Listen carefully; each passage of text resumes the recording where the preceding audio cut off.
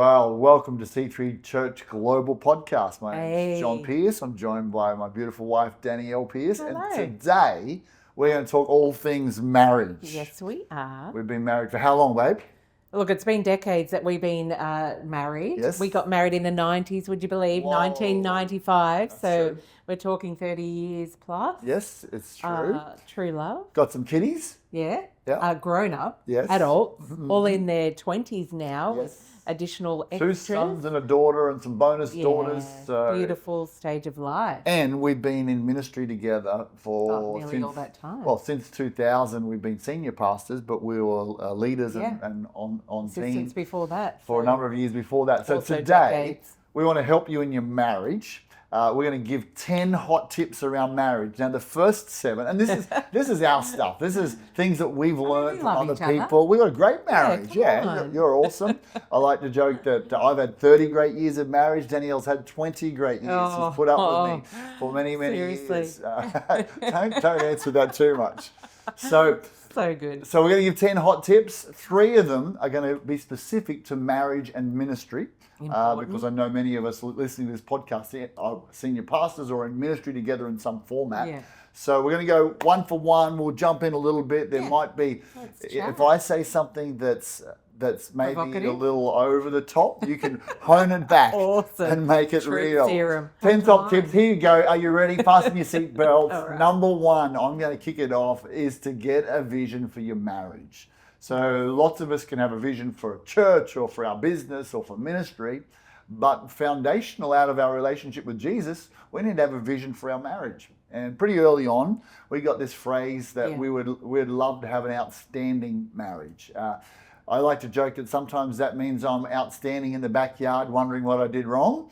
But as a general Possibly rule, every now and then. our vision is to have an outstanding marriage. We want to be best friends. We want to be not just parents first, but we want to be best friends. We want to be soulmates. We want to have fun together. We want to live a life of impact together. We want to grow old together. Nice. And so we've articulated that as a vision. So that's number 1 hot tip.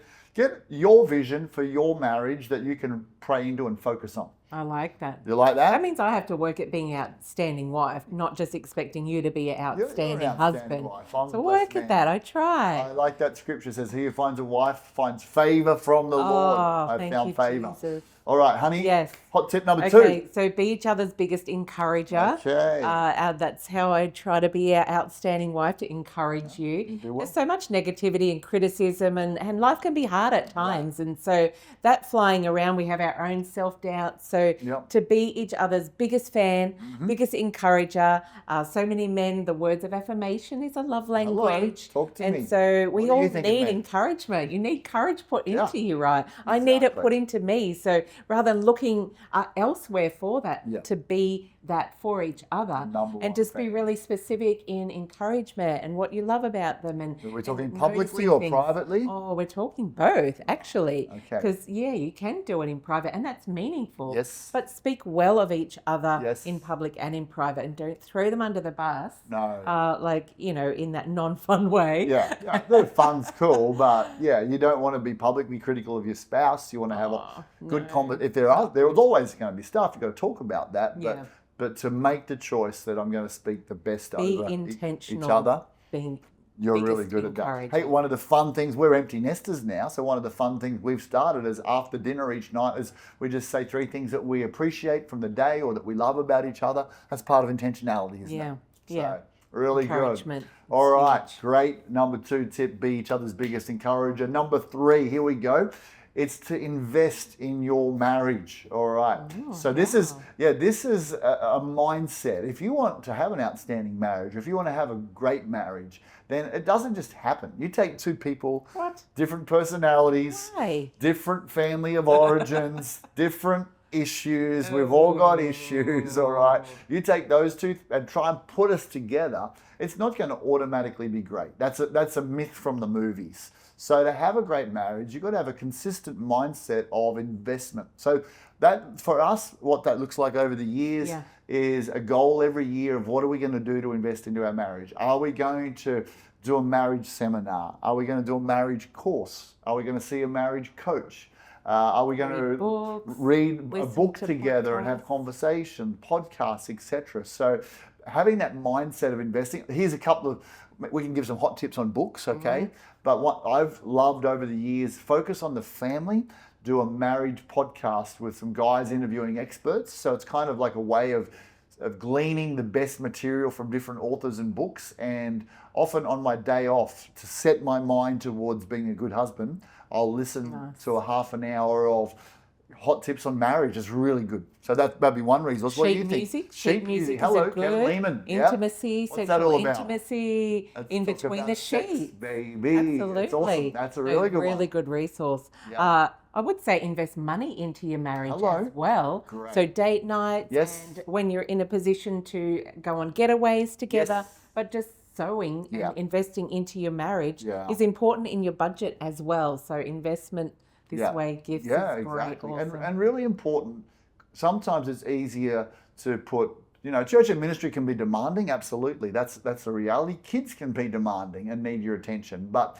if you can keep your relationship strong, that will mean that you'll be the best parent, you'll be the best pastoral leader. Yeah, so it's a putting a priority. priority on that relationship, Absolutely. it comes out of the vision, but you've got to invest. All right, number Awesome. 4. What have you got? Number 4 is pray together. As a couple, Yes. we all have our private prayer times Right. and quiet times with God. Right. But learning how to pray together, it is a skill and it is a learned skill. It doesn't necessarily happen naturally. It didn't happen well for us. No. We took a lot of goes Yeah. again, Yeah. re-go, trying again Yeah. until we work it out. It was hard to start with. Well, It was we just both, not again, both different comfortable. visions. I've read these books. We're going to kneel beside the bed every night, pray, seek God, storm the heavens. Okay. No. Spiritual, it's connection. not gonna work for me. powerful. And you? I'm like waiting for a gap in the prayer for me to start my Sure. early on. It was like a pre-prepared in my head little prayer that Well, I you just didn't trying even pray to out loud in insert front it of in people there. I much wasn't before that, did you? comfortable. No. Yeah. So we took many years to work out how to learn to pray together. Right. And then once we now know Yes. how to How to it works pray. for us. Yes. It's powerful. Right. Amazing. Yeah. We get on the same page. Like we just get built up by each other's faith. We're in agreement Yes. in praying into things together, whether for the kids, Yeah. the church, just personal things. Yeah. But that pray together is just Yeah. so necessary And it's, for us right now. And it's so powerful to just pray for each other. So Yeah. that's one of those ways where That's you're beautiful. encouraging each other Yeah. to say, God, I thank you Hear for your Danielle. heart. I thank you the gift she is to me. And pray into specific pressure points that you've got. And so sometimes that's finances. So we would, for a number of years, pray together for 5 or 10 minutes. Doesn't have to be a long time, but pray together into our finances. Pray together over one of our kids went a bit away. He went prodigal for a Astray. while. And so we just pray together every Agreement, day, the power of declaring the agreement. promises of God. Yeah. And we'll chat a bit more about that later, but that's a really important thing, isn't it? Well, if you've given it a shot before and it hasn't worked Yes. out, don't give up. Yes. Have another go. Just try and work it out into your time, your schedule, Right. who takes the lead on Right. it, and how it works I've for you. got a bit of time to go a bit practical with this. Okay. So something I had to learn as a fervent prayer is it's not my quiet time. Turn Right. it down. Right. And just pray for a couple of minutes and stop, and then Danielle would pray. And Yeah. then what else have we learned? Thanks for allowing me Yeah, into your quiet no, time. I appreciate that. What about this? There's been numbers of times where both of us have prayed the same thing that the other person prayed because we They weren't weren't listening. just off in your own. And then little you're like, prayer hey, world. wasn't my prayer good enough? That's Well, how come right. you're praying that as well? Absolutely. It's just like another prayer on top of the Yeah. already said prayer. But you figure it out. And And what about don't weaponize your prayers? So like, Lord, I pray for Danielle's attitude. I pray that you do a deep work in her okay, heart there's of so much forgiveness. potential for this to go wrong. Don't but weaponize it. It's Right. worth trying. Yeah. And just getting there in that. Exactly. Have a goal. Have a goal. it's taken us You a might lot of pray years. together 3 times a week, whatever. Yeah. Have a goal. That's awesome. Yeah. All right, the next one. So that was pray together. The next one is build emotional intimacy. All right. I'd like to say I came up with that myself. I didn't. In fact, like most guys, if you said to me build intimacy, I'm like, here I am, I'm in. Let's go.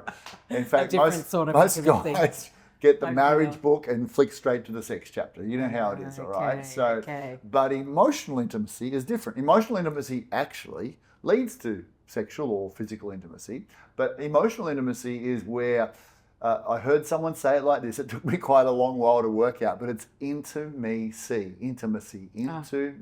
So good. So I want you to see into my heart. I want you to see into my thoughts. I want to reveal things that are going on inside of me. And so to build emotional intimacy is actually one of the great gifts of your relationship. And it takes a little time to open up. I probably learned, so, we'll chat about this soon, but we saw a marriage counselor at a phase in our marriage where we'd hit some conflict and got some great tools.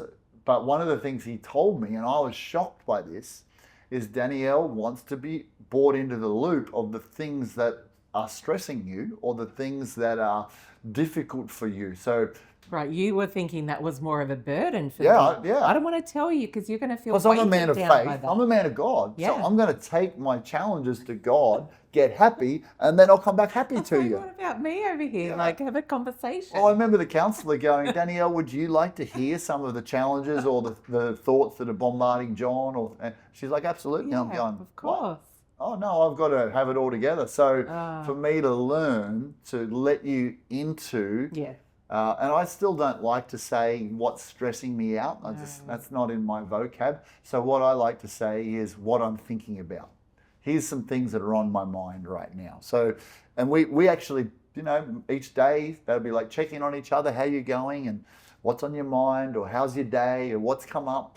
But then we actually... And equally as important is how you respond to that. Right. Because neither of you want to get into that fix-it mode. Oh, that's what's on your... Oh, I can help with that. Or we can shift this or we can change that or whatever. Guilty as charged, you're right. We all do it. Yep. But it's just that, I hear you, I get it. Right. I understand why that's so much pressure for you and why you're feeling like that. Okay. I appreciate you letting me know. So having that conversation is a real... Well, and then for you, because girls particularly are better at doing this, automatically you share stuff. It's just kind of the way you're wired. So what I've learned to do at the end of that is, one, give empathetic feedback. Oh, wow, I didn't know that. Thanks for sharing. That must be really tough. Right. And then once we've done that, I might say, is there anything you'd like me to do about that? Yeah, well, sometimes there is. Sometimes there is. You don't know, right? It's like, am I allowed to fix it or am I not? Tell me what you need to happen. I'm not a rock. I'm not a mind reader, so spell it out. So generalizations with male and female there, but both ways go. And I appreciate sharing my things and having you hear it and just feeling connected in that. And sometimes there is no fix it. It's just sharing how you're actually feeling. So definitely the emotional intimacy that gets built between you as you're just sharing life stuff and pressures and good things as well. It's just creating... It just flows out of who you are. But what we found in the early phases, to make that a part of your relationship, we had to be quite intentional, and we had to sort of go, okay, let's have some time where we talk about this. And the Gottman Institute, which we'll refer to in a moment, actually talks about stress reducing conversations. So the fact that I say, hey, this week I've got a board meeting on and there's a fair bit of pressure about that, or we're preaching this, or this is going on and I'm thinking about it, just the sharing and letting you in, we give each other more grace and space. Knowing that, okay, it's a high pressure time. And so that helps build intimacy, but it also helps us support each other. So we scheduled that in initially, once a week, and then after a while, it just sort of becomes part of our conversation. Yeah. All right, here we go. The next one, number 6.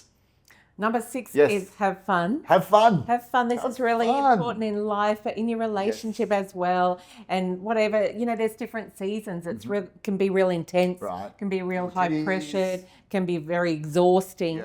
And so kind of just going, in our marriage, we want to have fun. We want to do things together that we enjoy, that are fun. We're big on games and we love games. Competition, and that brings out the fun side of us. Who's the most competitive of us? It's like a pretty even sort of like we're competitive. Who's competitive, but we both are pretty strongly competitive. Mostly it ends in laughter, not very often in tears. we often say, come over to the fun side of the island, right? Yes. And whether it be hobbies or watching funny movies or sharing shows memes, or reels or whatever it is, just having a bit of a laugh. But it's kind of, we found it important to be intentional in different seasons of life where just, it may be an afterthought and you kind of realise, when was the last time I had a really good laugh? We laugh. Having fun in our marriage. And, I mean, a good friendship obviously supports that from the get-go, but just having some fun and finding some things that you enjoy together or that's going to really... don't just have all your fun separately. Make sure you do things together that are joint fun things and have friends in your life who help build that fun in your world. Yeah, your fun friends. Exactly. That's cool. Number 6. All right, here we go. Number 7, hot tip for your marriage, lean into conflict. The opposite of fun. This sounds painful. This just sounds right painful, through the fun one. No, but okay, it's inevitable. There's going to be conflict. It's inevitable. Okay, opposites attract. Spenders marry savers. Big givers marry people who like to hold on to things. Well, who's a conflict avoider? Yeah. I mean, so many of us are conflict avoiders. That's right. People who love conflict marry a conflict avoider. Just if we ignore it, maybe it'll go away. Yeah. And lots of us haven't had a good model of conflict. Yeah. So, good marriages actually do argue and talk things out well and respectfully and come to a place of understanding. You have to learn how to do that, right? It doesn't come naturally. Yeah, you got to learn. And for years, I would say we would have thought, this is a strength. We're great communicators. Yeah. We're great. Talk about everything. Yeah, we can resolve conflict. And then we hit some issues. We're like, we keep trying to resolve this ourselves and it's not working. And we talked to our pastors and they said, maybe you should see a marriage counsellor to talk this through. And I'm like, learn some new tools. Yeah, no. I'm like, I don't see. You're like resistant. I was so resistant. I was pride. I'm like, I do the counselling. I don't see counsellors. And you know what? We ended up doing it for a few months. Yeah. And I wish we'd done it 10 years earlier. We got some great understanding of each other. We got some great tools. And one of the tools around conflict that we got, so we're big fans of the Gottman Institute. Check it out. It's an American Jewish couple. And they have, I've even bought a little thing. They have this little thing. It's called the aftermath of a fight or regrettable incident. And so we learned, okay, what's a good way? Because sometimes if you have conflict, what you tend to do, somebody does something dumb, it upsets the other person. They then go on the attack at the person who did it. They get defensive. They cry. We all end up in tears, just hypothetically, and we all end up in gridlock over the problem. And then it's really hard to talk about it because you're too emotional. Someone's being defensive. Someone's got, both of us are triggered. Resentment or there's vulnerability things from childhood. It's all like, you're not just talking to me now, you're talking to me and 35 years of issues. They're all coming to the surface. It's not just about putting the wheelie bins out, whatever. So what was great about this is it just gave a really good 5-step process. Yes, and really clear. We're not going to get into it today. But we would follow it. Literally. Even a couple of times a year now, we're like, you know what? We probably should follow that thing and follow it through so that, because the goal of conflict, and this is what we learned, it's not resolution, because you can't resolve every conflict. It's understanding. True sometimes. It's understanding. It's just like, I understand why you don't want to do that, or why I don't want to do that. That's really hard for me. Yeah, or that's upsetting, or that's an unrealistic expectation, or whatever it might be. You talk it through, and you come ownership, there's forgiveness, there's just as how apologies. You can do things differently. How can we move forward? But doesn't necessarily mean the conflict's gone away. It just means we're managing the conflict. So it's learned behaviour within marriage. That's really important. Otherwise things get put in the backpack and it sort of builds that resentment over time, and then can be a big explosion, or it just it eats people up on the inside. So not good. So the hot tip is lean into conflict. The bonus thought is, if you need help, get help. Yeah. And do it earlier. Have a coach mindset. If you're investing in your relationship, we all need a coach. It doesn't hurt you. Yeah, just go for a 5-year checkup. It's not a sign of weakness. No, it's not. Exactly. It took me a while. It's not a sign of weakness. It's not. And don't go like lots of couples who go, we're going to see a counsellor to fix up them or fix up you. So once you're fixed up, we'll be good. It's never that. Is that what you were doing? No, okay. Come on, that's what you were doing. You were Get so doing that. Awesome. All right. Now, okay, now we're into the final three, but they relate to ministry and marriage. Yeah. Because when you step into ministry and maybe you're a senior pastor, maybe one of you is a senior pastor, maybe one of you is in a leadership role in the church, or maybe you both are, how do you do that well? So, there's lots of different thoughts, but we're going to share 3 things that we learnt as co-senior pastors. Yeah. So, first one I'll shoot. It takes time to get on the same page. So whether you're leading or you're the co-leaders together, or one of you's in the front seat, one of you's sort of in the back seat, but just getting on the same page as to what our roles are, get some understanding, communicating really clearly. Yep. I know for us in early years, I was in mumland and I had another career outside of church. And so then you were fully immersed in church and leading as the senior pastor. I wasn't so much, but I wanted to be involved as much as I could, but not being there all of the time. So how could we be on the same page without spending loads of time? So we ended up just having an appointment every week to talk about things. Yeah, even when you had the little bubbies at home. And this, it came out of, for us, we decided we wanted to lead the church together. Yeah. So that was our decision. Now, it didn't mean we're all both going to be full-time or both do the same role, but our vision was to be co-senior ministers. So to have different roles within that. So that meant, that was my adjustment. Yeah. Was I had to slow down rather than charge ahead with vision and new ideas all the time.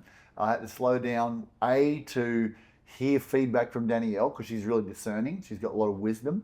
And also to bring her up to speed with things. So I made lots of mistakes in this. I'm like, I've announced things at church that I hadn't talked to her about, this new initiative. Wow, okay. Is that how it's going to be? Yeah. So we've had our share of awkward drives home after church. Yeah. Or after a staff that's when meeting. I wanted to give you all these ideas or thoughts. It's like straight after you just preached and now's my chance to do it. So So it was either do it all the time or not at all. Right. So we just had to find a time where we could just be intentional about, let's talk about those things that I want to talk about, you want to talk about, run things past me, sign things off, get on the same page, be in agreement.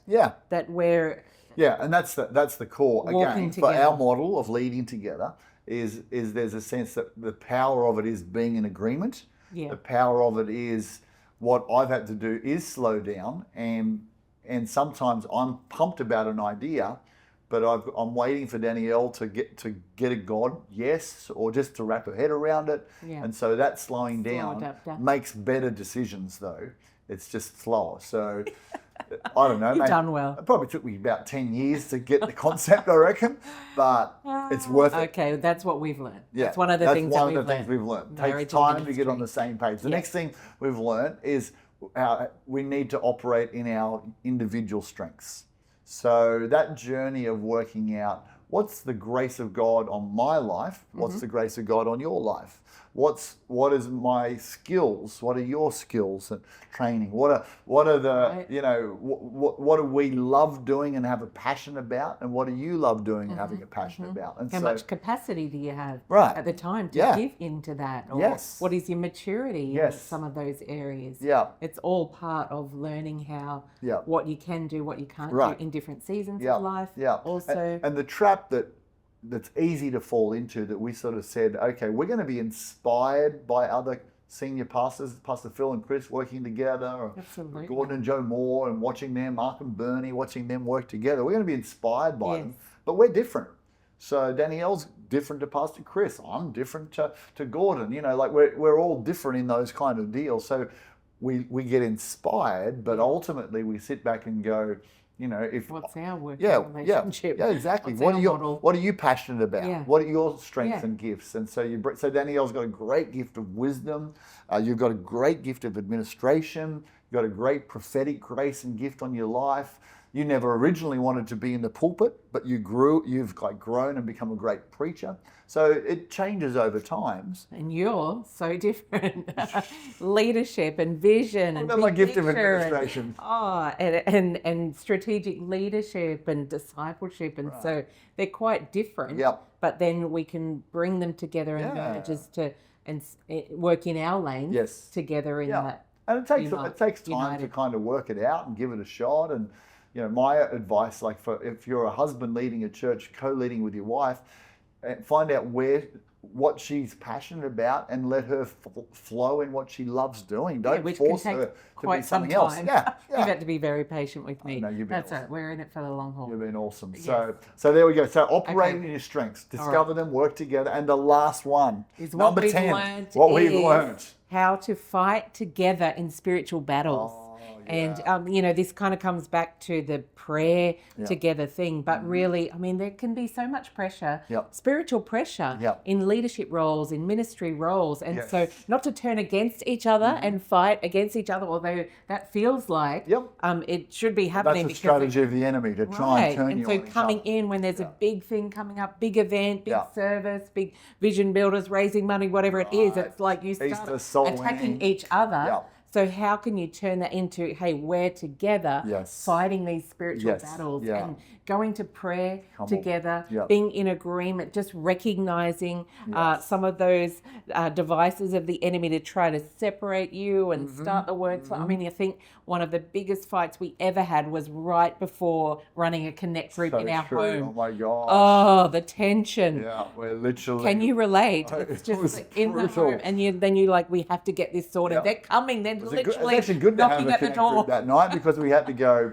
line in the sand, go open the door, welcome people, right? And we recognized later, it's like, what was that even about? Yeah. It was just we were triggered warfare, because we're going to make a difference in people's lives. So it's working, just being aware of that. And then going, okay, come on, let's pray against that. Let's pray into things together.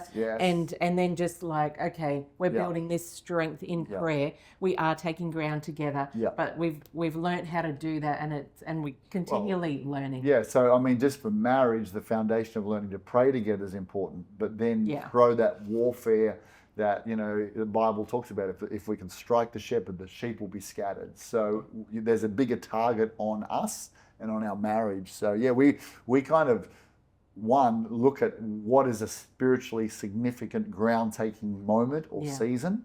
And definitely it's things like a Vision Sunday, or raising money's got its own demons. Vision, when you're talking about what you're giving, as well as building church buildings, hiring staff, when you're going to win souls. So we would always any step up in leadership, right? Any role that you're stepping into, leadership, extra that you haven't responsibility. been in, it's just sort of like you're a target.